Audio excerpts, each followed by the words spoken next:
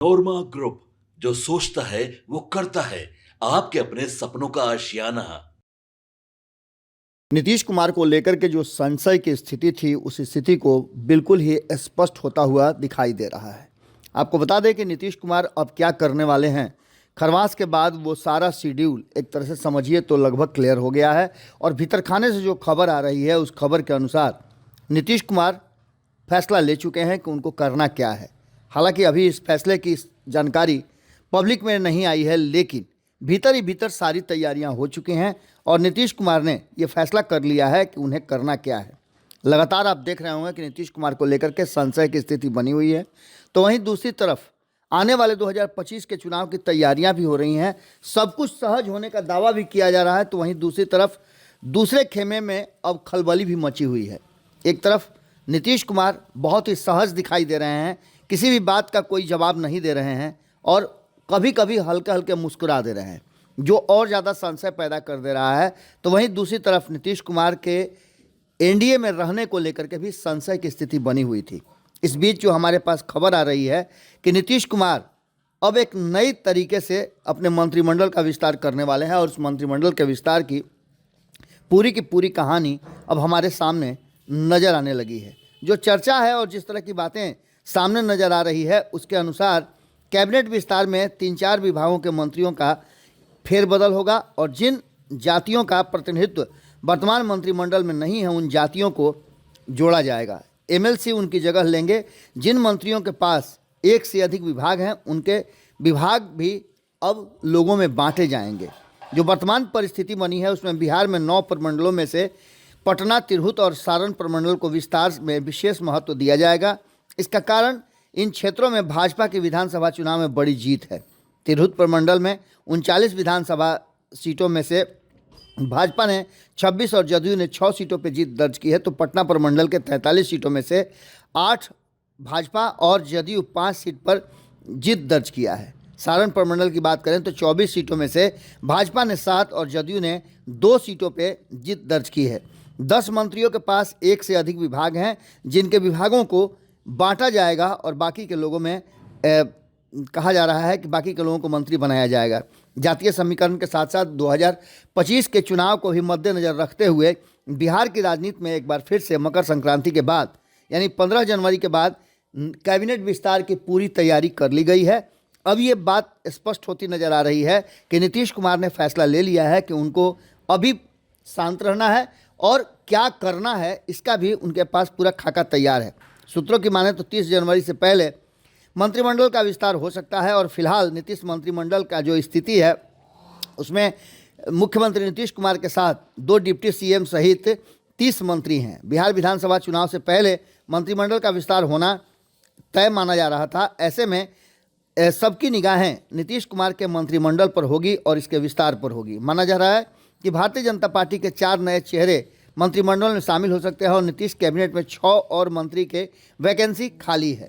इन सभी बातों को लेकर के मंत्रिमंडल विस्तार का जो 15 जनवरी के बाद कयास लगाया जा रहा है, वो लगभग खाका तैयार कर लिया गया है। लगातार नीतीश कुमार के साथ जो चर्चा हो रही है और मंथन हो रहा है, उसके हिसाब से ये बातें भी साफ हो गई है कि मंत्रिमंडल विस्तार में हमने आपको बताया ही कि क्या क्या विशेष रहेगा।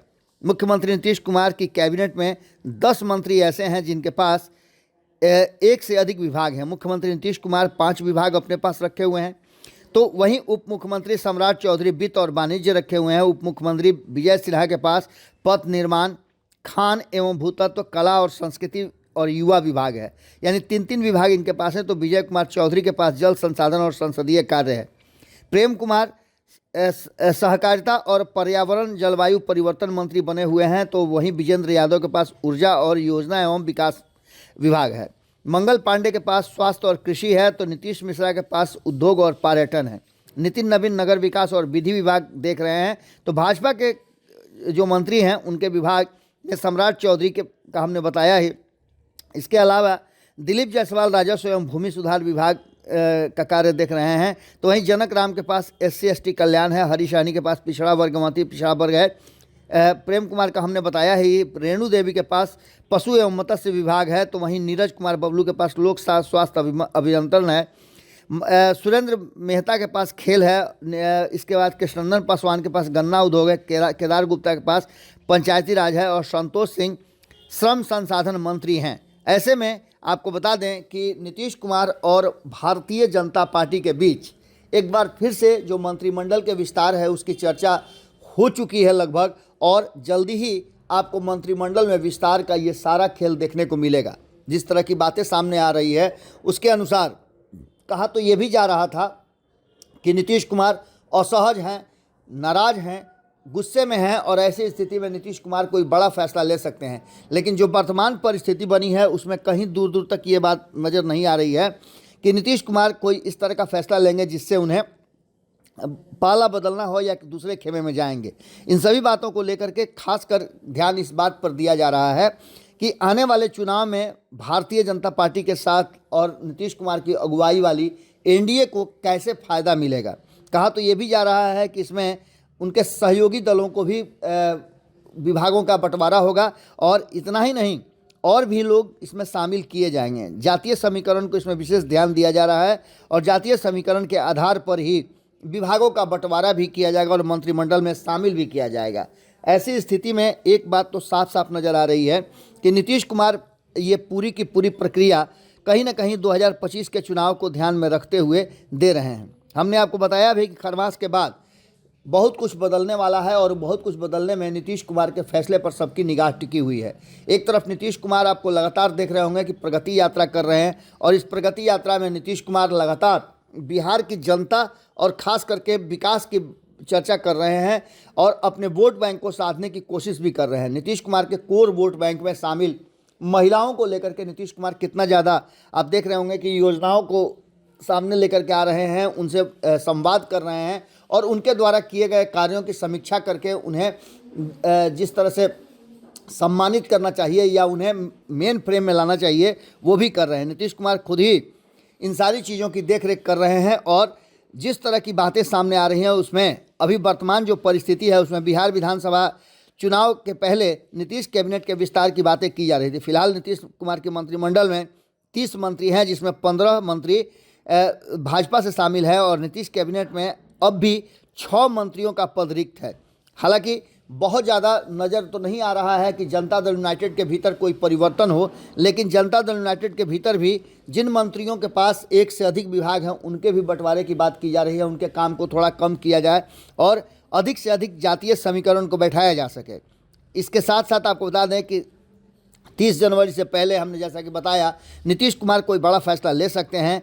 4 नए चेहरे नीतीश कैबिनेट में शामिल होंगे। नीतीश कैबिनेट में कुल 6 मंत्री का पद अभी भी खाली है। ऐसी स्थिति में आप समझ सकते हैं कि नीतीश कुमार इन सब चीज़ों पर कितना महत्व देते हैं। कहा तो ये भी जा रहा है कि जातीय समीकरण के आधार पर नीतीश कुमार कोई बड़ा फैसला ले सकते हैं और कई लोगों का किस्मत भी चमक सकता है। एक तरफ जहां भारतीय जनता पार्टी की तरफ से लिस्ट मांग लिया गया है तो वहीं दूसरी तरफ नीतीश कुमार इन लिस्ट पर अब मंथन के दौर से गुजर रहे हैं और कभी भी किसी भी वक्त आपको मालूम हो सकता है कि राज्यपाल के यहाँ वो मंत्रिमंडल विस्तार की चिट्ठी भेज सकते हैं। देखना दिलचस्प होगा कि नीतीश कुमार आखिर किस तरह से समीकरण साधते हैं और इसमें क्या परिवर्तन होता है। जुड़े रहिए भारत लाइव के साथ, खबरों का सिलसिला लगातार जारी है। बहुत बहुत धन्यवाद। आपके सपनों को हमने सजाया है, ई होम्स पैनोरामा को हमने बनाया है। ई होम्स मेरा एक सपना था जिस पे मैं पिछले 4 साल से काम कर रहा था। हमने जो बनाया है वो सबने है माना। ई होम्स पैनोरामा में हो आपका भी आशियाना। और फाइनली हमने 2021 में इस प्रोजेक्ट को लॉन्च किया। बहुत लोग अप्रिशिएट कर रहे हैं कि पूर्णिया जैसे शहर में बिहार के, एक तो बिहार की बात करें उसमें भी पूर्णिया जैसे छोटे जगह में इस तरह का लाइफस्टाइल देना, ये सुन के हम लोगों को बहुत अच्छा लगता है। ई होम्स में हमने कुछ और भी किया है, जैसे हम जिस जगह में रह रहे हैं हमारे फैमिली सिक्योर हो, उनको सिक्योरिटी का ध्यान में रखा है। आपकी सुविधा और सुरक्षा आपके लिए खास है, ये आपका विश्वास है। इसमें आर्टिफिशियल इंटेलिजेंस का 7 लेयर सिक्योरिटी का हमने इस्तेमाल किया है। लस ग्रीन कैंपस को बनाया है। यदि हमारा बाउंड्री वाल है तो वो वर्टिकल गार्डन है। ये जितनी भी फैसिलिटी होता है एक इंटरनेशनल टाउनशिप में ई होम्स है, ये हम लोग विश्वास नहीं कर पा रहे हैं। जो भी हमारे मित्र दोस्त या जो भी हमारे बाहर के बायर आते हैं तो हम लोगों को बहुत अच्छा सुनने को मिलता है और बहुत अच्छा क्रेडिट मिल रहा है। वो सारा हमने सिर्फ एक बिल्डिंग नहीं बनाया, हमें एक बहुत अच्छा लाइफस्टाइल दिया ये होम्स में, और मेरा एक सपना था जिसको मैं आज फुलफिल होते हुए देख पा रहा हूँ। ये आपका आवास है। ई होम्स पैनोरामा में अब आपका निवास है। E homes panorama, luxurious lifestyle redefined. Panorama group, जो सोचता है वो करता है। अगर ये वीडियो पसंद आई और वह बिहार के राजनीति और बिहारियत से सरोकार रखेनी तो सब्सक्राइब बटन दबा के चैनल के सब्सक्राइब कर ली। ओजे एगो घंटी बा, ओकरा बटन दबा देला से कुल सटीक और मारक खबर रुआ मुफ्त में मिल जाई। अगर रुआ पत्रकारिता के हमनी के नया प्रयोग में सहयोग कर चाहतानी तो ज्वाइन बटन दबा दी। पेटीएम नंबर नोट कर ली 938681